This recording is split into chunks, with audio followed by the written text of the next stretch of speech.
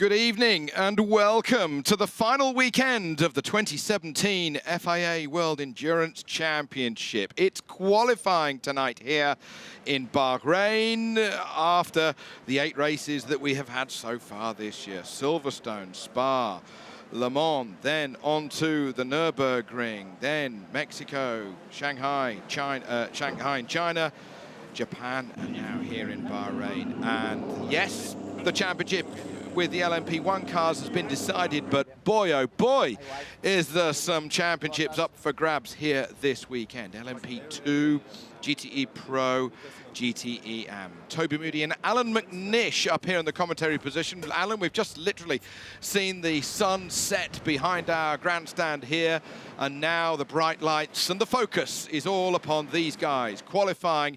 Yes, it's the position on the grid, but it's that all-important extra point that they could get here this evening around this 5.4-kilometre circuit. Yeah, it's a very difficult circuit as well for qualifying point of view, because big long start and finish straight, heavy braking into turn 1, and we've seen a lot of lockups in the past and also over this weekend into that tight hairpin corner.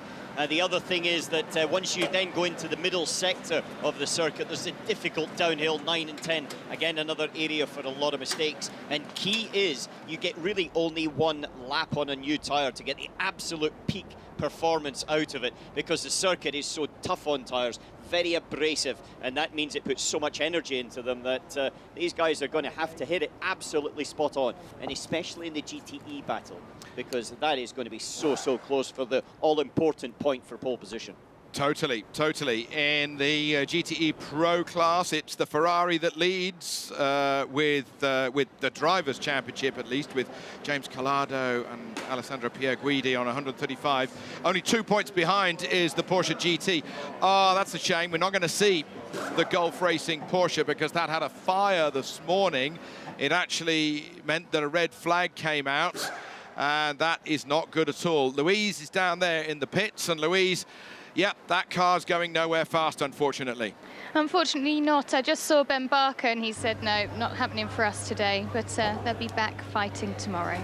Well, that's good news, good news. Now here, well, after we saw Andy Prio get into his Ford GT, that's in the Pro class.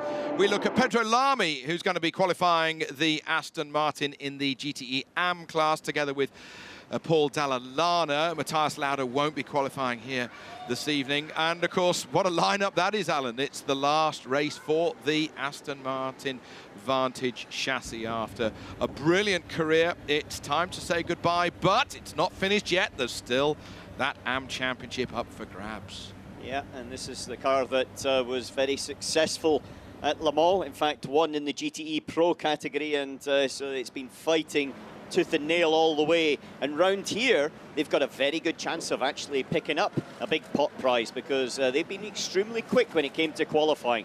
Very good off the corners, and they've got some good straight line speed, and that's 2 characteristics you need in Bahrain. Brand new car at the beginning of the year for the Porsche RSR.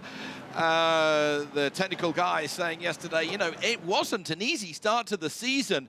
We had to forget everything that we had from the previous chassis. Not much could carry over at times, and regularly on a Friday and a Saturday morning we were testing, and what a result therefore for Makovici and Richard Leitz to get to the point, only 2 points behind Calado and Pierguidi with the Ferrari, to be in with a shout in the Pro category. That's something that's really sort of gone under the radar, but actually now in the radar. Now the LMP1 category has been decided. Yes, it has been decided in the favour of our new world champions, 2017, Timo Werner, Brendan Hartley, Errol Bamber, and they want to go out in a high here. 17 race victories in the WEC Championship so far. This is the 50th race of the WEC since its inception, and 17 of them won by Porsche, 17 by Audi, and 15 by our friends there at Toyota. So who's going to actually take this one? Is it going to be Porsche in their finale? But that's later on. Now we're into the GTE Pro and the GTE Am, and the Ferraris here are looking very strong in the title, but also strong round here in practice yesterday and again today. James Calado, Pierguidi in that number 51 car. There's not really much more they can do to it physically apart from setup. No extra bits really, but Calado saying coming into this weekend, we've been on the simulator, we've been testing, There he is, James.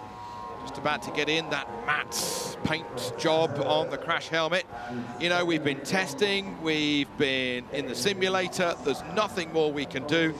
And I sort of jested, I said, hey James, you know, no breakfast for you tomorrow, race day.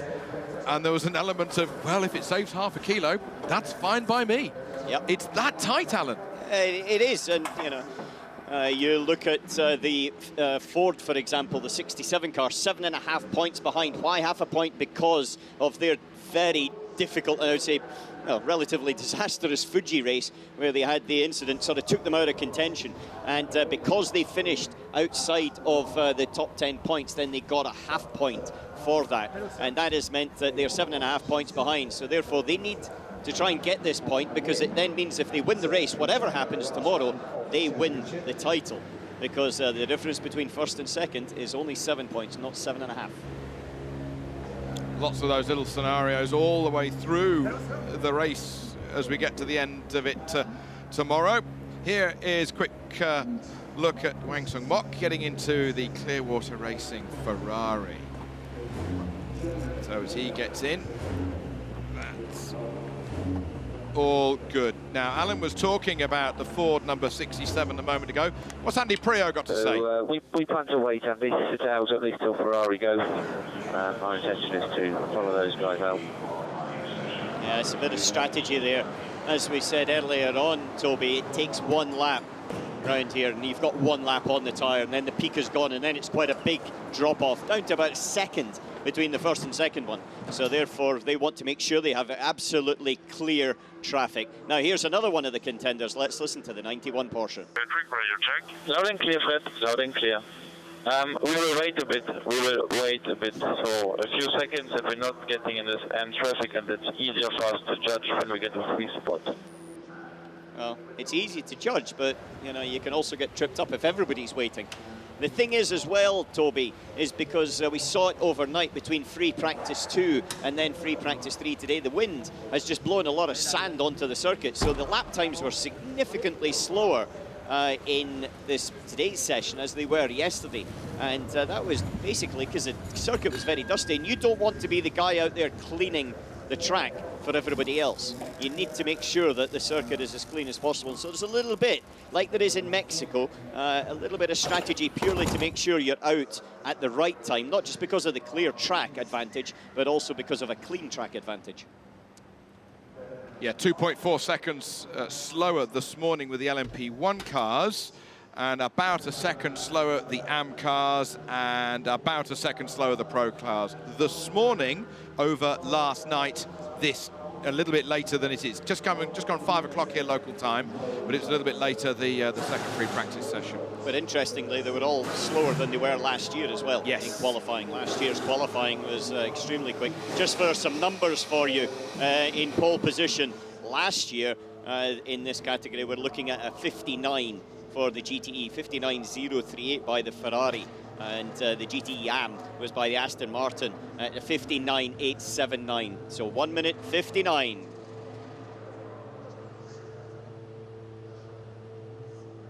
I think I will wait 1 minute or 1 minute and a half, see how many cars go out and find a place and go. So yeah, that's James Collado there. There's Sam Bird. That look on James's eyes, you know, are we racing? Are we doing the right thing? Shall we? No, devil you do, devil you don't. I always struggled with this because, you know, when I sat there waiting, I was so pent up with adrenaline and God knows what else that I just wanted to be out there, and I wanted to be out on circuit to control what I was doing and to try and control everybody else. I wasn't necessarily always wanting to be the first out in a situation like this, but it was that thing that you've been waiting for so long to get going, and now you hear the race direct in the background that we are getting going. 1. Pit exit is open. LMGT qualifying session has started. Please alert drivers to the respect of track limits. So the session is underway. It's just 20 minutes. It's the 2 laps done by the 2 drivers, then put together to make your lap time on the for the grid. The Aston Martin goes out. That is Pedro Lamy. Pedro Lamy, former winner at Le Mans, former Formula One man, and can he get another title by the time we leave here in just over 24 and a bit hours time or so? There's the 92 Porsche, that's on its way out. So that's really acting as a rear gunner for the sister car of Makovici and Leitz. And already you can see how quickly the darkness has enshrouded this 5.4-kilometre circuit as the Aston growls its way down the hill. It's not a flat circuit by any means of the imagination. And up the hill, over the blind crest, into the never-ending left-hander that goes down to a very tight, almost hairpin corner, where Alan and I were watching from yesterday. There's the bollard that the guys have got to aim for, and aim for indeed. And there's already a minute and a quarter gone, and some people are only just leaving the pits. It's, as I say, Alan, devil you do, devil you don't. Yeah, but remember, you get one peak time out of it, so that's 2 laps you need between the two drivers. So with your out lap, your flying lap, and 6th lap, then it's a total of 6 laps. So a total of 12 minutes, and they've got 20 to play with. And so you do have a little bit of freedom there, but predominantly it's the AMs that have actually gone out at the beginning, being led, as we saw early on, by Dalla Lana in the Aston Martin. No, it's actually Pedro Lamy that was leading it out in terms of in the car, but Dalla Lana's car. 2 Ferraris there, and then Mock in the background in the 3rd in the AM car. So on board, this is James Collado coming down pit lane. There's the rear view mirror, but it's a screen. That's actually the first time I've seen his office in this sort of shot. You can see there on the left-hand side and the display, it's on its speed lane limiter in 1st gear, and then various things like tyre pressures and brake balance adjustment between the front and the rear, all there.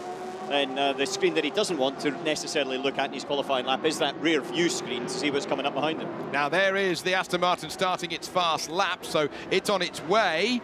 It's on its way. Already a fast lap being started.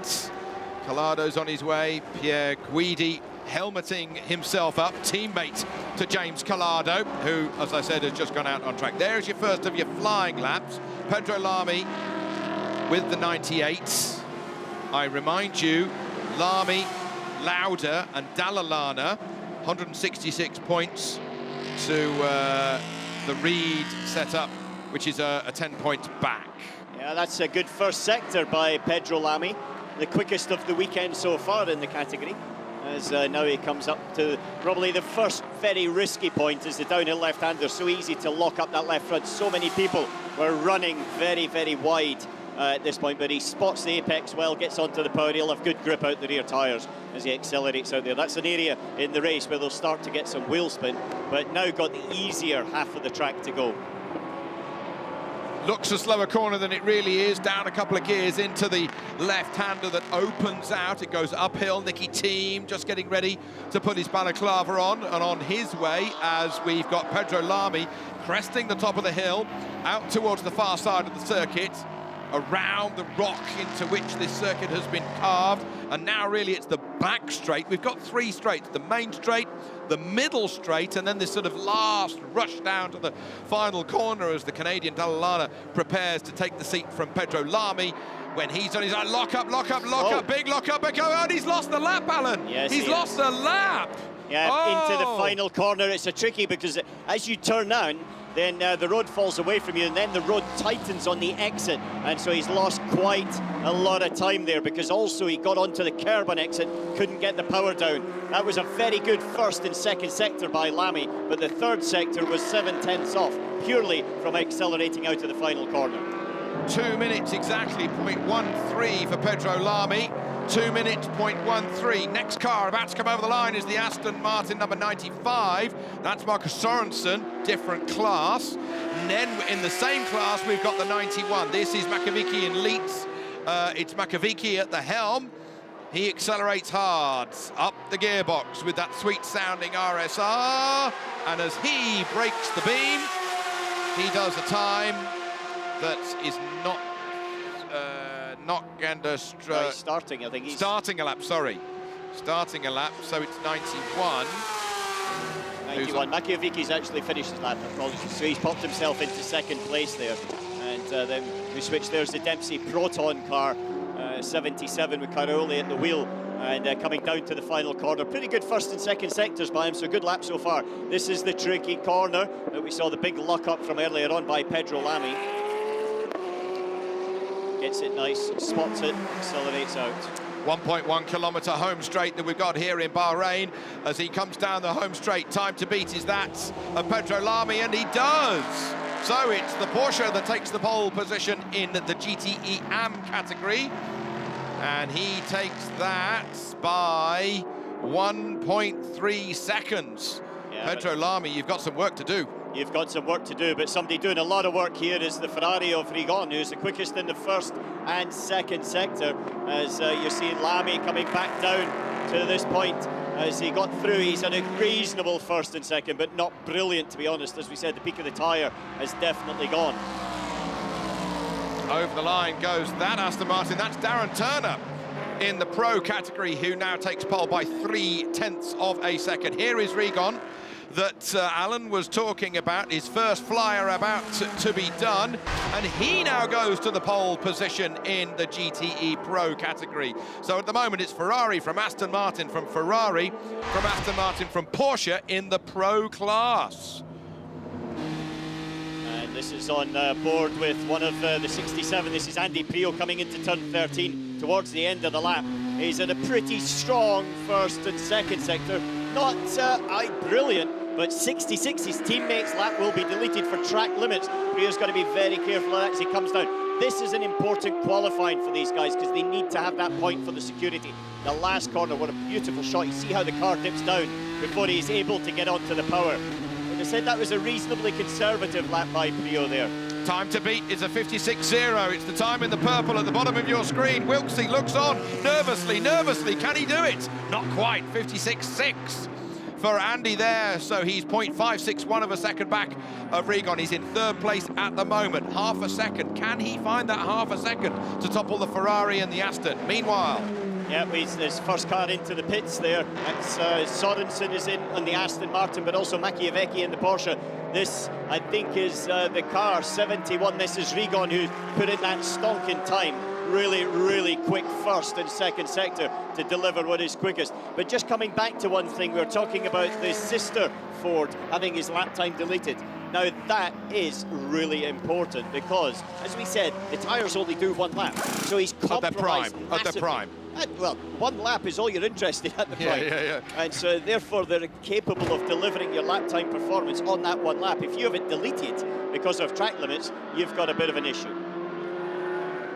Okay, so the number 95 is on its way out. That was Sorensen changing with Nicky Thiem as the faster laps of the prime of the tyre that Alan is talking about have been done. Quick tyre pressure change there for the front right and the rear right there, as that's Pierre Guidi getting in. So James Collado getting out. Nervous times. That is the 97.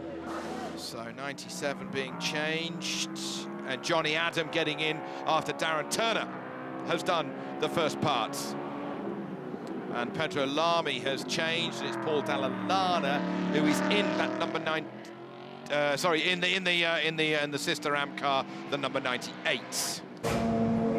51, the current pole position car sitting just a tyre pressure check there by the looks of things. Definite tyre swap. So you can see the stickers on the bottom of those Dunlops. Have been working very well, the Dunlops around here. They struggled a little bit in the long runs in China, where they were good at the beginning. They're good in qualifying and pole position, but they were good in the beginning of the race. But when it came to the longevity over the course of it, then it wasn't quite ideal. I think everybody's going to have a problem with their tyre life here tomorrow, Alan, because remember, they had 6 sets of tyres here last year in the pro category. They've only got 4.5 sets this year. 67 in the pits for the tyre, for the driver change as Prio gets out and Tinknell gets in. However, the sister car of Muka, we saw earlier on, he had his time taken away on his first flying lap. On his second flying lap, he stuck it up into third, but he had his time taken away again for track limits. That's twice. And here you see it, turn 13 onto the back straight, mounts a curb on the inside, and then runs wide, gets all 4 wheels completely off. The white line differentiating the track and the curb is where you have to have at least something of the tyre onto there. A millimetre's fine, but certainly that was clearly over on both of the laps. So Muka currently 12th overall, not having done a lap at all. The only person behind him is Wainwright, the Porsche that we saw earlier on in the garage, and it's not competing because of the fire. Today. So then, quickest still in the Pro category is the Ferrari of Sam Bird. Then it's Johnny Adams, Aston Martin, Harry Tinknell's Ford, Pierre Guidi, his Ferrari in 4th at the moment. Then it's the 95 Aston Martin, Nicky Thiem at the helm, Richard Lietz in the number 91 Porsche, 6th position, and Christensen in 7th in the Pro class. Leading the AM class is the Dempsey Proton Porsche, Christian Reed at the helm, ahead of Dallalana's Aston, Floor with the Ferrari, Griffin with the Ferrari. Whew, it started already. Quickest lap time round here so far today in this qualifying session is the number 71 Ferrari, Davide Rigon, 1:56.021. 1:56 flat, essentially, is the quickest time around here so far. And I would actually say so far here this weekend, a 56 flat in the category. In the category, that's the case, definitely. So they were talking about the Ford just a second ago, and Muka having made a couple of mistakes. He's actually came into the pits not trying to do a third lap on this one and changing over to Ollie Plab. I can see him out of our comms box window, hands on hips, walking in, annoyed with that. The difference between getting the lap absolutely perfect and on pole position or fighting for pole position and having it taken away, in this case was quite a big sort of thing, but it can only be millimetres in times. And that's the thing, is that was very nice by the Aston there, just running out by the 95 with Nicky Thiem at the wheel, getting just onto the curb, but still keeping a little bit onto the track itself. Okay, here's the last corner. Alan says track drops away, it can cause people problems. Here is Nicky Thiem. He's in 5th in class at the moment, needs to find 3/4 of a second. And as he crosses the line, of course, that's his first flying lap. Don't get to be ahead of yourself, Moody. So, one by one. Here we now have the Porsche, number 91, Makiewicz and Lietz, the Austrian at the helm.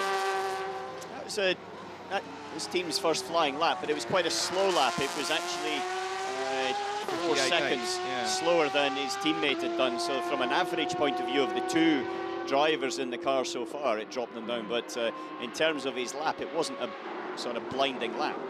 Screaming that flat 6 down, that back straight. Here we have the number 91 Porsche could be in contention for the GTE Pro honours tomorrow as it screams its way past our commentary position. It goes over the line, the average meaning it's 1.5 seconds back from the current quickest. Here is your pole position man, or was, in the AM class, the Dempsey Proton Porsche. Look at it lift the inside front. There's grip for you. Look at it lift. Brilliant shot, brilliant shot. No problem with tyre wear there for the time being. Yeah, Johnny Adam here at the wheel now of the second place Aston right now. Oh! Trying to get the same piece of tarmac. This is qualifying, guys. That's kind of lost both of you a bit of lap time there. Second position in class. This is Johnny Adam at the helm of the Aston Martin. Second at the moment, needs to find 0.4 of a second on the average to catch up with Sam Bird's quickest Ferrari. A lot of people thinking that it would be the Astons that would be quickest here this weekend. Not necessarily the case at the moment. At the moment they are in the Pro class, 2nd and 5th. Yeah, here's Harry Tinknell, who's just gone across the line. So Tinknell has the Ford 67. So he now breaks down into the first corner. Pretty strong lap by Tinknell there. It's not quite came up on the timing screens. Yes, it has, and it was 3/10 quicker than Andy Prio had been able to do earlier on. And so a good lap by Tinknell, but still not quick enough to eclipse Johnny Adam or Sam Bird at the moment.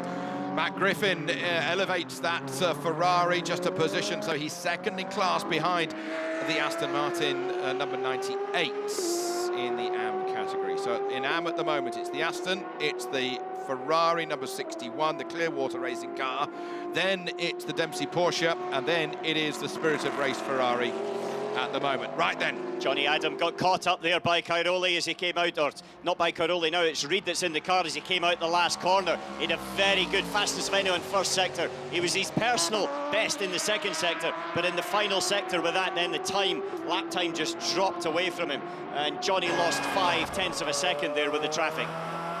On board with the Ferrari, this is Pierre Guidi at the helm as he comes down pit lane. A flash on our screen that car, the Ford number 66, is under investigation again. Yeah, that's for that sort of discussion, I would have said, as they dropped down in towards turn 7 that we saw earlier on, trying to overtake the Ferrari there of Floor as he came through. But yeah, I'm not sure what they're investigating. I didn't see a touch there, but there might be something else going on that we didn't see on the screens. Here comes Dalla Lana, growling its way through the corners as we see the super slow-mo of it during the first earlier part of the lap. Again, that's a car with the grip lifting that inside front. Here is the 66 Ford GT that's under investigation by the stewards after having that aforementioned contretemps. Yeah, they've also got an interesting situation because right now, due to the lap times of the teammate of Pla, who's just now gone 8th fastest overall, only really being out laps or in laps, then they're at the back of the pro category. But with 3 minutes to go, in theory, can get into the pits, stick Muka back in, and then put them back out again to try to improve their position if they think they've got the tyre capability to do it, because Muka hasn't really done a timed lap. So, as the last few minutes tick away here for the GTE Pro and AM qualifying at the final rounds of this 27 World Endurance Championship, there is Sam Bird and Pierre Guidi at the moment on that pole position, Alan, by over 1/3 of a second. Yeah, but more importantly, that both of those drivers were within the same 10th of a second, a 56.0, and the closest other car was 56.3. So they were blindingly quick there. And we saw the 67 car of Tinknell coming down the pit lane as well. So for me, it's a clear pole position for these guys here. Even though there's 2 minutes to go, they've taken the blood. Doesn't change the championship position because they're not fighting for the championship. But what it does mean is that the competition don't have a chance to gain that vital point. So as the celebrations continue, what can this Ford do? This is Ollie Plower at the helm. Stefan Muka was the guy who had his lap time deleted earlier. He's not going to get back to the pits with 1 minute and 47 to go, have a driver change and get back out to be able to complete a flying lap. So this is it for them. They're taking Muka's time, which was basically, like I said, it was an out or an in lap, and then they're trying to sort of put it together with Pla's flying lap of a 57.588. Happy times at Ferrari and happy times down there on the right-hand side with Aston Martin.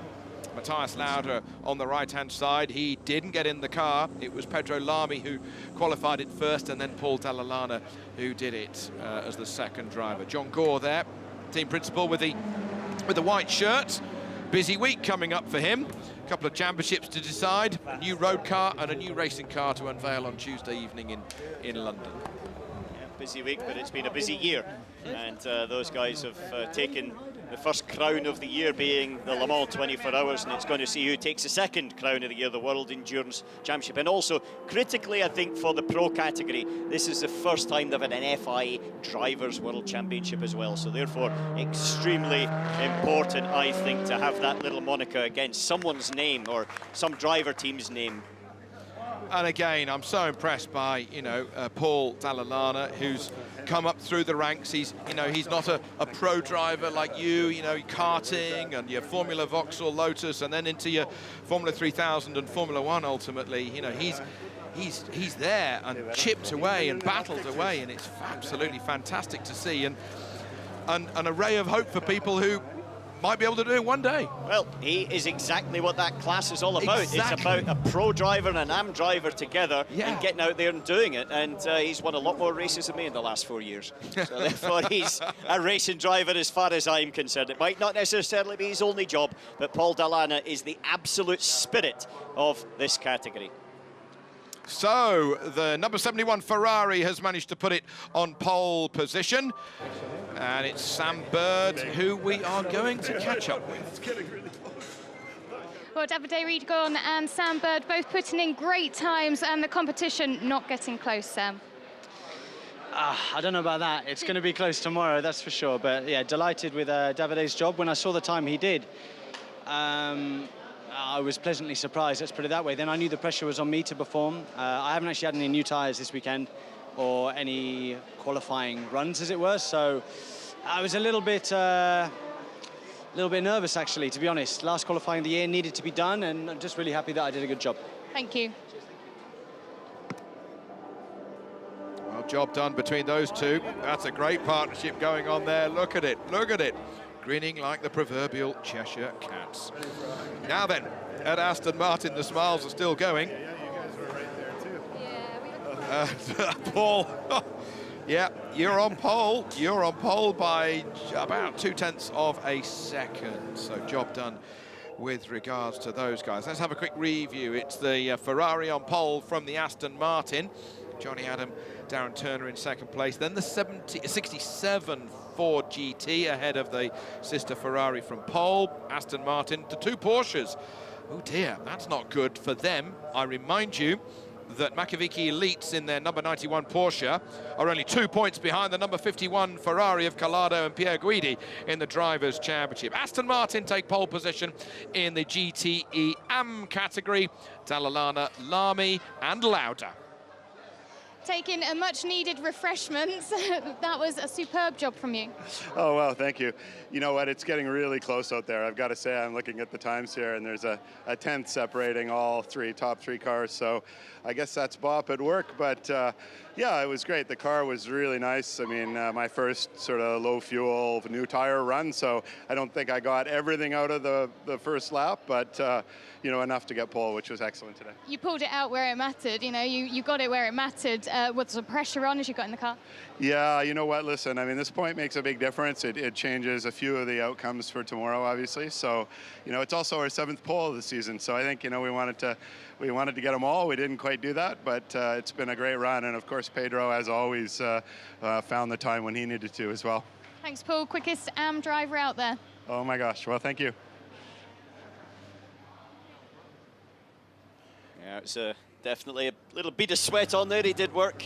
It might be dark out. Just remember, Toby, it's dark outside. That's one thing. But at the same point, the temperature out there is still pretty hot. That's the funny thing about this race, is it goes tomorrow into night time and finishes quite late on. But the actual air temperature and track temperature doesn't change very much from the sort of, I would say, 4 o'clock in the afternoon through to 10 o'clock at night. The height of the day, it's about 30 ambient, and then in the evening, as you say, it's about 24, but as you say, it's constant all the way through. Oh, the yellow, the green, the yellow, the blue, the yellow, the green stripe. It is the Senna helmets in the car. Bruno Senna showing that car with Julian Canal. They've got their championship still up for grabs. Just 4 points between them in LMP2. The Rebellion and the Jackie Chan car. Hoping Tung, Ollie Jarvis, Thomas Laurent. Meanwhile, it's Brendan Hartley, man of the moment with regards to internet clicks and news in the F1 world, who gets into the Porsche 919 for the last qualifying session for that car this year, and sad to say, for its life cycle as it battles against the Toyota. But the interesting scenario is, for me, Alan, although Porsche have won the team's title, the driver's title in LMP1, it's 4 wins for Toyota, it's 4 wins for Porsche so far this year. This is the deciding round. Who might get the balance of power with regards to victories, and then they can come out saying, we've done it. Because Toyota have really fought back in Shanghai in particular. Yeah, they at home ground in Fuji in Japan, and they're always very, very strong.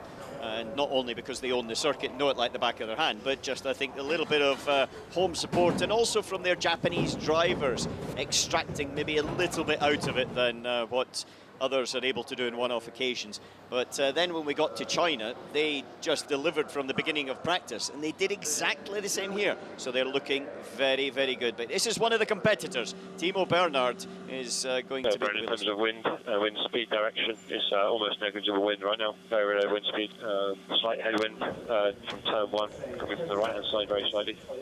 So very low speeds. Yeah, that was Kyle Wilson Clark, and it's actually it's not going to be Bernhard that starts it, it's going to be Brendan Hartley that starts it there.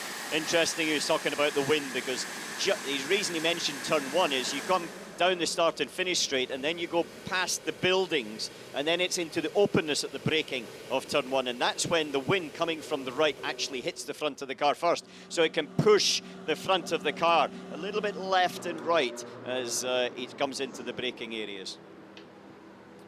So, time ticking away. We wait for the start of this session. A couple of cars have already gone down pit lane. 4 minutes to go. It's early to go down pit lane, Toby, sorry to say to you. I know that it's not cold outside. Yeah, you did. I think that the Rebellion, and Louise, I think Louise was saying that the 31. Louise, is that the 31 that's down there? It's the 31 ready to go. Obviously, very eager to get out and set that time early. So that's an interesting scenario that we'll come back to in a moment as we catch up with the Toyota number 7. So just one thought in terms of pace. In the GT, they were like 1 second quicker than FP2 when they did probably their quick. So, Alan, you've gone down to the end of pit lane if you're in the number 31 Rebellion. Your tyres are dropping temperature second by second. Is it worth that trade-off to sit there for 4 minutes just for a clear run? Well, it's not the temperature, to be honest, it's the issue, because it's such an abrasive circuit. It's actually the pressures that are the thing. For the bouncing coming down the start and finish straight, if your tyre pressure is a little bit low because of the long straight and the high speed, then you can get a little bit of aerodynamic bouncing, so it basically seals the splitter of the car, then it jumps itself back up and keeps on doing it, porpoising and bouncing around, and that's a little bit more of a sensitive factor than the pure tyre temperature itself. But they've practiced here. You know, we've had 3 days of practice. 3 sessions of practice, so therefore they've got a bit of a feeling for it. And I think Rebellion, considering they've been around for 10 years now, have got a bit of an understanding. And Jota Sport have won Le Mans and various other things. Hey, I'm not doubting that. I'm just asking the trade-off of the tyre temperature from going out of the blankets to then sitting there. Here, because of the temperatures, it's not temperature risk, it's more pressure risk. Okay. Nick Tandy down there in the Porsche 919. All the little names, those little white dashes on the red stripes on both of the Works Porsches, the names of people who have been part of the project, some 260 people who have been part of the project. There they are. You know, Thomas S. and Gerard P. and Thomas N. and Tobias C. and another name I can say, Georg W., you know, for example. So 260 people who've been part of a project, you know, still arguably, Alan, the most advanced motor racing car still on this mortal coil. Yeah, in terms of its capability, downforce, power, the electrification aspect of it, current LMP1 cars are in a different league when it comes to the sort of power that they produce, but also just the pure downforce numbers are absolutely huge. And the fact that they run for 24 hours in theory, not this year, but in theory without too many problems, is a feat of engineering. But they're pushing the boundaries, no question about it. 919 tribute, and it's the final race of that beast before it goes into the retirement home. Yep, 3 Le Mans victories, 3 drivers' titles. The most successful LMP1 car in history, question mark. That's it's the Audi R8, actually, in terms of start to win ratio. Start to win ratio, okay. I did put question mark. Yeah, I was a good answer. Very good. I think this is it. We're at 30 seconds to open pit lane, under 30 seconds to open pit lane for LMP qualifying. Stuck there on the left-hand side, absolute legend. And when I started my sports car career 20 years ago this year, and he was the legend and the man at the helm. To the right, Sheikh Salman, who is actually the man that runs this circuit. 6, so now we're down 5, to the point. 4, it all 3, 2, 1. Pit lane is open for LMP qualifying session. I do remind you that track limits are to be respected.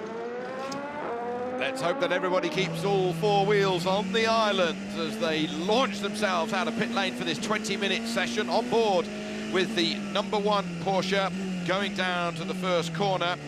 Bernhard Bamber. Brendan Hartley, though, is the man who is at the wheel at the moment. The battle for LMP2 is on. The 31 Rebellion is battling in the championship with the number 38 Jackie Chan car. The Signatech Alpine has a chance as well, but it's so much further back. It's a great battle to see. Now you can get some idea of the speed and the downforce that Alan was talking about. Even on the outlap, there's a 3G deceleration for these LMP1 cars as they brake from 280 kilometers an hour down to just, that's about 180 miles an hour, down to about 35 miles an hour for the first corner. And then all the way up the 7-speed gearbox for then the home straight as a former world champion and a 2-time Monaco Formula One victor is in the house. Mark Webber, good to see you here. As very much part of the entire Porsche LMP1 project. So Porsches, they've just managed to leapfrog the Rebellion and the Jackie Chan DC racing car. And so now it's the Porsche 1-2 in the train, and the important thing there is now they've got clear space as they come through. And now backing up, so you've got the car ahead here just backing up from his teammate to make sure he's got some clear space, because you use the car ahead of you as a braking marker board, but the other thing is you don't want to be too close to him where you get the aerodynamic buffeting, but more importantly, if he makes a mistake at the first corner, you don't want to get caught up in that, and so therefore you just give a little bit of a gap, so everyone's sort of pushing and shoving for their position right now. Bit of braking in the middle of the straight here for Bruno Senna, as he's now on his way down the home straight. First flying lap about to be started now as he crosses the line. The two Porsches rush away into the distance. We ride on board with the man who is leading this championship in LMP2 together with Julian Canal, 161 points to the 157 of the number 38 Jackie Chan car, the mighty 38. We're going to catch up with the 38 later. It's a little bit further back on this particular lap, but as Senna rattles his way down to the tight right-hander, it'll be a second gear corner. Meanwhile, back with the Porsches. Nick Tandy there, the second car. This is Brendan Hartley, but Tandy behind him is 0.2 of a second quicker in that first sector. Very, very quick first sector, but now this is the sector where you can gain or lose, especially in this corner, quite a lot. And missed apex there a little bit by Hartley. Didn't quite get it right, not a big disaster, but he didn't quite spot it as much as maybe he would have liked to have done. As you can see, Toyota's still in the pit lane, putting tyres on, making a late call of what they're going to be doing. Continuing on his way is Brendan Hartley. We ride on board with Nick Tandy a little bit further back, accelerating out of here. 4th gear, 5th gear, 6th gear, flat all the way through the S's. Yeah, but Tandy's made a mistake here. Tandy in that middle sector has made a mistake 1 second, 8/10 slower than Brendan Hartley. So it's Hartley that's on the spot in the sister car up ahead that's going to have the faster lap time as long as he gets through the last corner. Tandy into that last corner, braking hard, down to 2nd gear. Listen to the gears, 3rd, 4th, 5th, 6th, 7th gear as he comes over the line. Quickest time we've seen so far this weekend has been a 1:40 as they come over the line. A 1:40.285 for Brendan Hartley there. Yeah, but a 40.7 for Nick Tandy. Quickest in the first and final sector, but that mistake somewhere in the middle sector that we didn't quite see was the reason that he's on second and not quickest. Senna quicker than the 38 at the moment. Senna did a 47.4. Ho Pin Tung a 48.1. Tristan Gomendy has done a 48.1. That's 9/10 slower than Senna there for Gomendy. Now Handley's gone to the top of the pile in LMP2. Wow. Ben Handley, what a rocket lap he's done in the number 24. Goodness me, the Manor is well and truly on fire here. Manor, they first came to this racetrack in about 2002, 2004 in an F3 race with Lewis Hamilton. Started last on the grid, won the race. So Manor have got form here at Bahrain. And this is also the place where they decided they were going to enter into this championship in 2015 and came here, liked it so much. 2016 got involved in the LMP2 category. Very quick all year. Hanley still quickest. Piquet Jr. is now second from Bruno Senna, his teammates. So two Rebellion second and third. Then Loic Duval, my teammate at Audi, is into the number 26 in fourth place right now. Mathieu Vaxivier in the TDS Racing car has gone to the top of the pile now. Here we have the 24. That's Ben Handley, still cracking on. Negrau with the Alpine has gone second now in LMP2. It's as quick as we can see them rush past our commentary position. Yeah, it's split by hundredths of a second. Vaxivier is quickest in a 47.021, then Negrau 47.058, then a huge gap of 1/10 back to Bruno Senna 47.168, then Ben Handley 47.284, Piquet Jr. 47.303. You can see the glowing exhausts through the aperture in the bodywork with the flames spitting out of the side there. Yeah, as now the pit stops are about to happen with the two Porsches and the LMP1 already into the pits, and it's going to be all four tyres for both cars.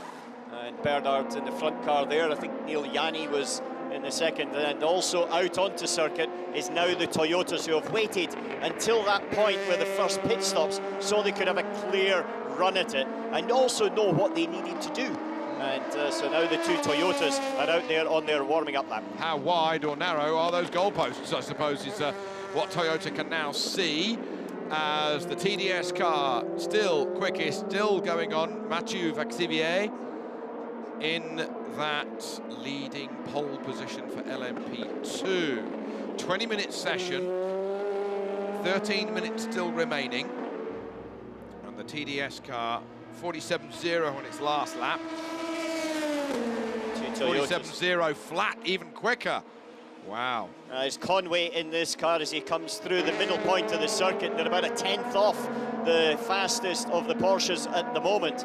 A good middle sector, but not exceptional by the Nakajima car, which is just a little bit ahead of the sister one here. And so this is going to be a good lap by the two Toyotas. I'm just not sure if it's going to be quick enough to eclipse Hartley overall. However, Conway's done a very good middle sector as we ride on board with Nakajima out to the final corner. We do indeed. Look at the speed building. Fifth gear, sixth gear on the dash. And he's hit the line, and that's his time, and that's second position in class on a 40.5. Here is Mike Conway, his teammate. He needs to do a 40.2 to knock on the door of pole position. 39.5, he's taken it, annihilated it. That's 3/4 of a second that Mike Conway has taken the pole by. Wow. It was a little bit off in the first sector, but a fantastic middle sector by Conway and a very good and strong final sector. And that's put in the 39.5. I think we've got to remember that Hartley wasn't quite as quick as his teammate in the beginning of the lap, and then it was a mistake in the middle sector by Tandy. So I do think the Porsche's closer than the 7/10 of a second gap. However, you've got to do it. You have one lap to do it. You've got to get it done, and if you don't, then that's it. But Conway is definitely delivered on this one. It is the shootout of all shootouts as the Rebellion is in the pit lane. So Julian Canal in the car now after Bruno Senna has done the first run, did a 47.1. Conway 39.5. Not quite as quick as last year's pole position, which was a 39.2 from the then outgoing V6 turbo diesel Audi. Yeah, Duval and Jarvis were two of the three drivers that were in that car, and they're also in the qualifying here in LMP2. And so it's a circuit they know well, but they know it from pole position.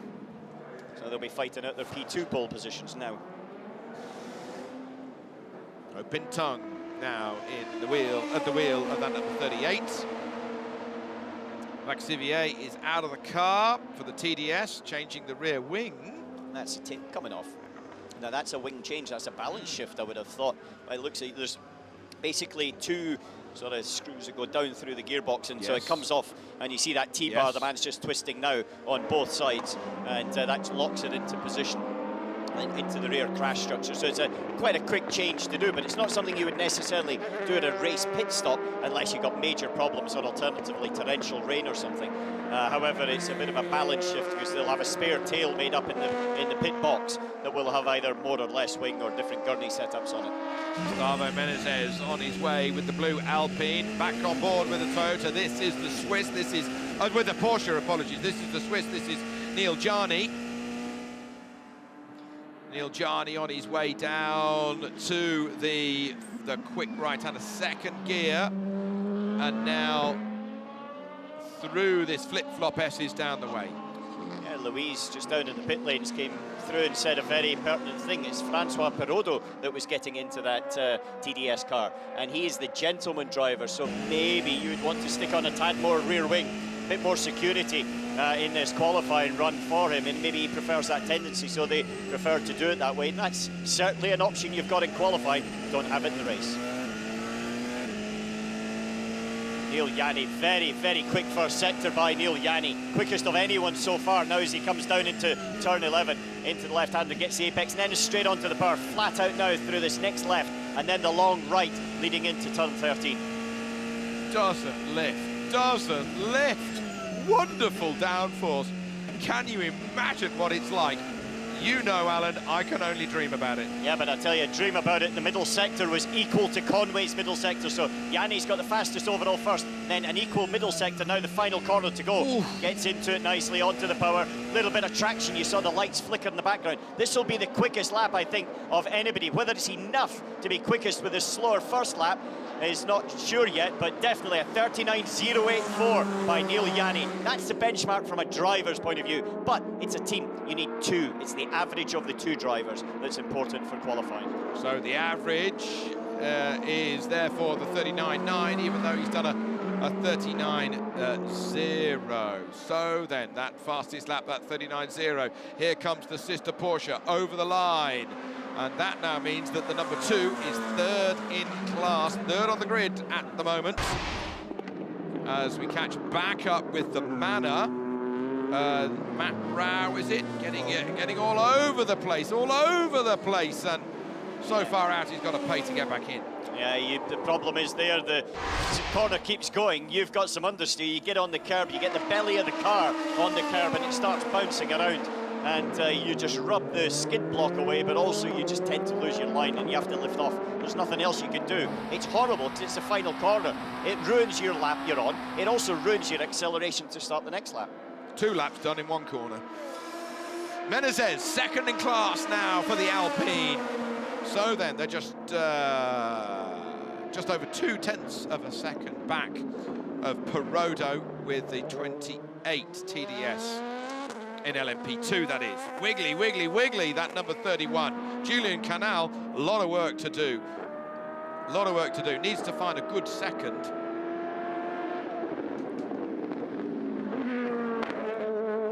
Thomas Laurent, the 38 car, just going out, but number 13 has just had his lap time deleted for, guess what? Track limits. That's Heinemeier Hansen. So we're on board with 8, the Toyota, Anthony Davidson at the wheel. Anthony Davidson knows what it's like to win around here. Won the race back in 2013, did Anthony. But as he makes his way towards the end of this 2017 season, on board with him as he's hard on the brakes, looks over to the right-hand side, finds the apex. Gears. Good thing about the night time here in Bahrain is that you can see all the data on the wheel, and you can see the speed, you can see the gears, you can see all sorts of stuff. So it's hugely interesting. It's not a fantastically quick lap from Davison. First sector was quite a chunk off, 1.5 seconds actually. As he goes down this middle section, parallel to a drag strip that is in front of that grandstand there. The Toyota's on its way, 38.4 is that target. That's to get pole position, a 38.4. Just got to remember is 0.6 quicker than anybody's done today. So I think being practical about it, that's going to be a bit of a tough ask. Look at the onboard. This is not speeded up. Building speed. as he goes up 230, 240 clicks, 250 to 150 mile an hour. It'd be doing about 280 clicks down the home straight, but of course they get there so quickly, and then the last 30 kilometers an hour of acceleration is done very slowly, building speed. 6th gear to top gear as the number 8 comes over the line. He's 4th in class at the moment and stays 4th in class. So it's the number 7 Toyota that is quickest at the moment. Lopez at the helm, ahead of the Porsche in 2nd place and 3rd place, then Toyota in 4th. Manor, 25. This is Gonzalez. 4th in class is the car at the moment on the grid. Time ticks away as it spits and bangs. Blue flame on the overrun. Doesn't use too much of the curb as the Gibson V8 howls its way down the home straight. Still 4th in class. No changes there. Meanwhile, back with the pole position car. Jose Maria Lopez at the wheel. Had a pretty tough, is the only way to put it, race in China with a few incidents along the way. Saw him at the airport on the way back, and he wasn't overly enamoured with what went on, but right now he's the man that's been sat in to do the backup position on Conway. Conway delivered a lap, and that's put them into a very strong position. However, saying that, Nick Tandy is back in. Ooh. So it's a bit of oversteer there from the Rebellion as he came out the final corner, got the belly of the car, but said Nick Tandy's back in onto the Porsche, and that was where he made a mistake on his first flying lap in the middle sector. As we're now looking at Lopez coming down the 2nd last straight. That's why the 13 was track limits. Never mind swatting flies in there. All elbows all the way. Okay then, meanwhile, on board with the number 7 Toyota, Jose Maria Lopez. On the straight, does he improve? Yes, he does. So there's a bigger gap between himself and the guys behind. The aforementioned Nick Tandy. There is the 2nd of the 2 Porsches. It's in 3rd on the grid at the moment. Yeah, Lopez a 39.7 in comparison to Conway's 39.5, but from the average of the 2 equals the 39.6. And that's what's extended the gap, but it's this man that can deliver something a bit different. Nick Tandy is in the car. He had a very good first sector, good last sector. It's that middle sector that was the one. This sector here, he didn't have a good one on his first flying lap, got back into the car to see what he could do. His first sector's strong. It's not the quickest, but it's strong. Let's see what the middle sector turns out to be a little bit later on. Hard on the brakes, 90 miles an hour through this corner. It opens out. 4th gear, and as Alan was saying earlier, it's then flat 5th, up to 6th, flat through the corners. Just keep it buried out to the far side, down to 3rd gear, about 75, 80 miles an hour, then down this last straight that takes you to about a 100-degree right-hander. This is going to be tight. I'm not sure he's quite got enough into it, but he's thrown it into that final corner really well. Just right on the limit there, getting enough over the curb, but not too much. Target 40.2. Does the Porsche manage to do it? Yes, it does.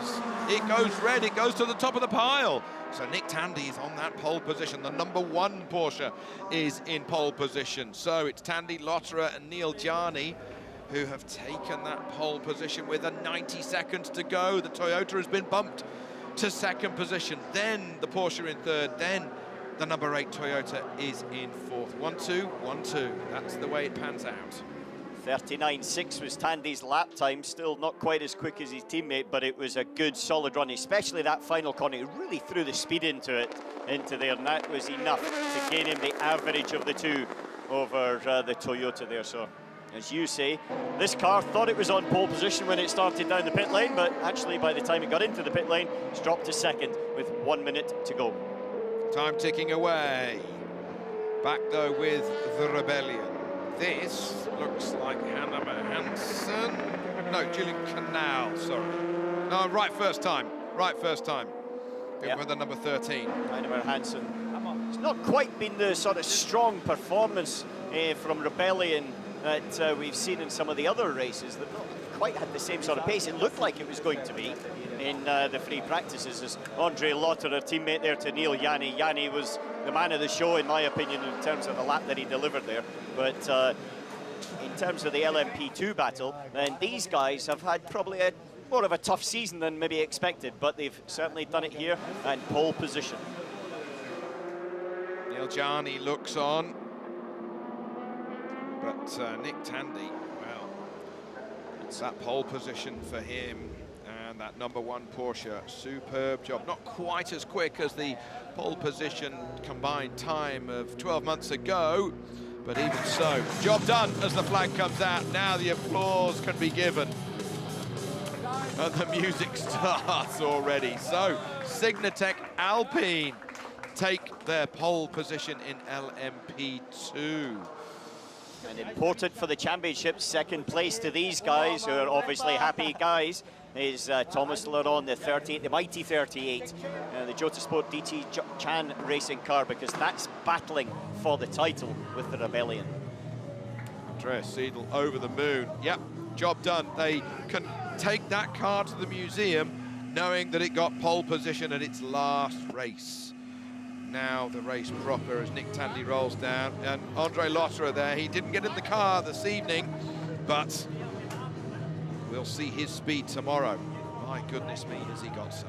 Oh.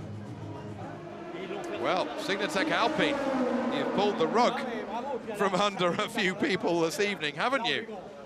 What a job they've done.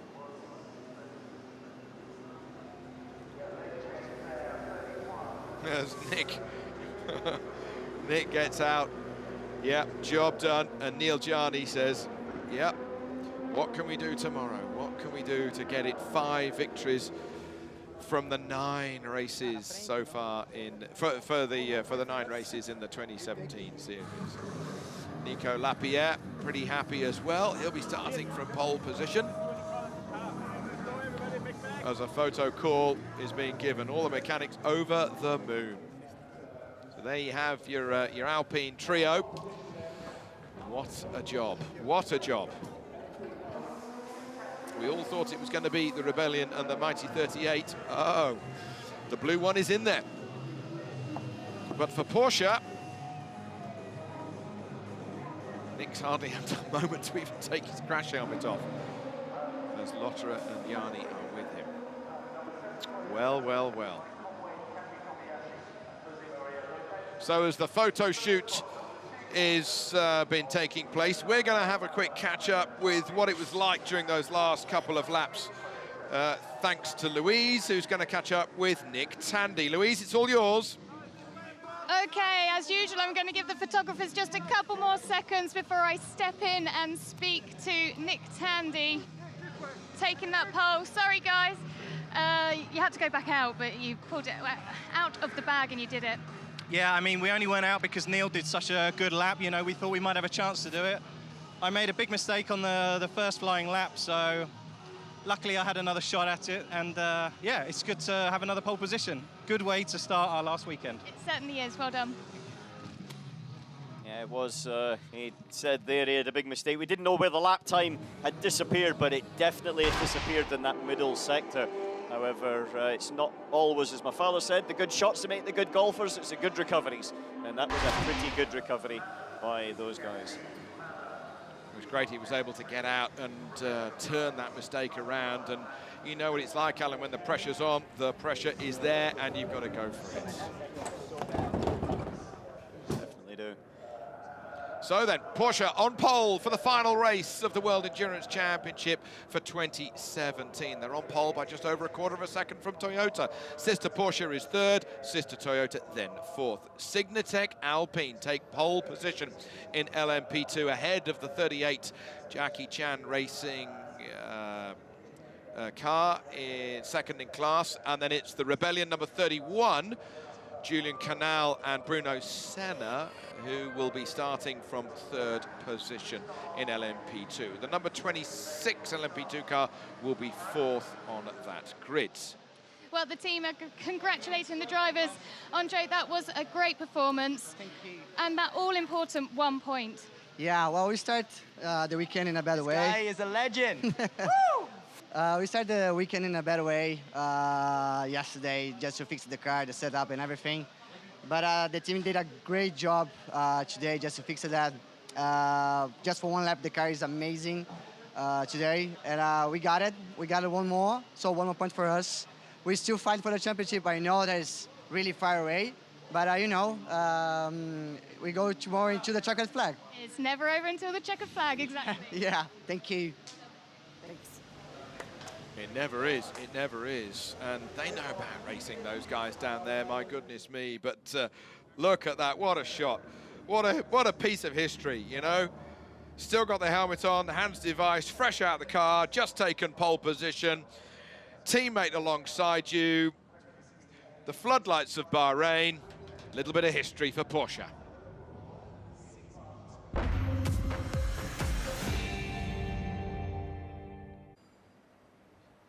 As the sun went down, we focused on how the weekend would shake out with regards to GTE Pro and GTE AM.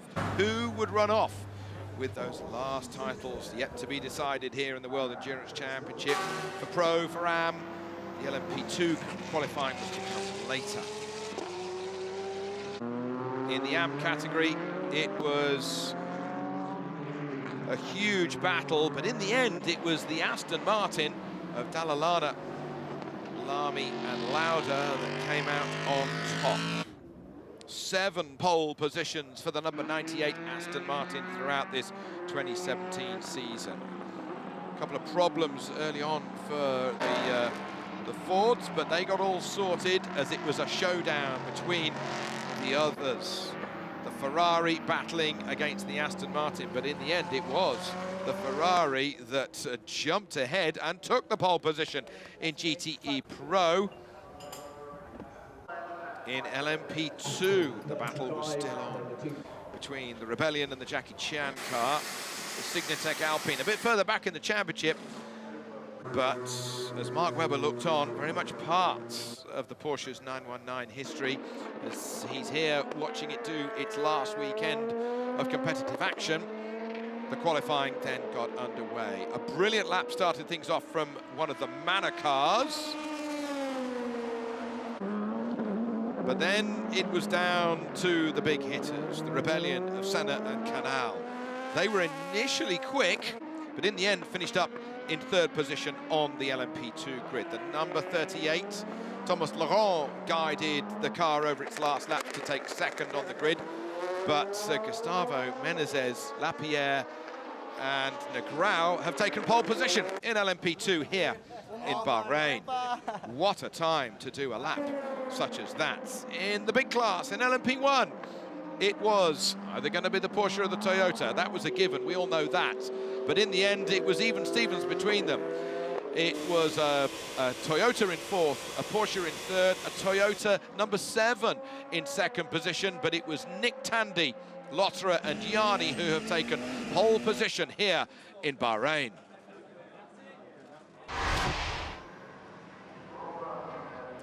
So Parc Ferme now underway. Alan McNish, you know what it's like to be on pole position here. You did it back in 2012. The lap time's a bit quicker nowadays, to say the least. Some 6 seconds quicker in those 5-6 seasons. Gives you some idea of the sheer speed and what the development is like in the World Endurance Championship. A lot of that has come from the increased power that they've got through the hybrids nowadays, but also just general development, tyre as well as cars. But it's incredible the pace of development. But I have to say it was a good qualifying session in the different categories. I think what it does though is it sets itself up very well for tomorrow, because sometimes the championship leaders are not the quickest, and they're not right now in a couple of the categories, and so therefore there's still plenty to fight for. The one category that is purely for honours is LMP1. Who's going to take it, Toyota or Porsche on their last current LMP1 race of 2017 and the career of the 919? And it'll be interesting to see who maybe used an extra set of tyres today that could eat into their the tyres that they may use for the race. So we've still got a lot to shake out here in the Middle East, under the sunshine, into the evening. Who will be the winner in Bahrain?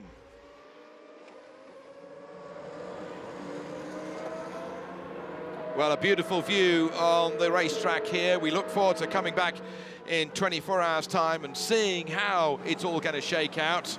Fritz Enzinger, the project leader of the Porsche LMP1, team, and Magnus Walker here. Wow, that's pretty cool, isn't it? So he's been catching up with Porsches as always. No 911s per se down there in that garage, but Porsches nonetheless.